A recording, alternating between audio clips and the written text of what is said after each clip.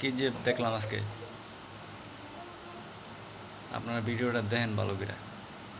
কি একটা হুন্ডারের পিছনে বদনা, তারপরে অনেক খেলনাপাতি, ছোট ছোট পোলাপানের কাছে। এটা দেখে তো আমি পুরাই অবাক যে এটা কি হুন্ডার নাকি কেজিএফ, বাংলার কেজিএফ।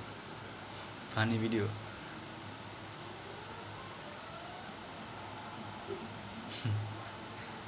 কি বলবো যে এটা কি দেখলাম আজকে আমি।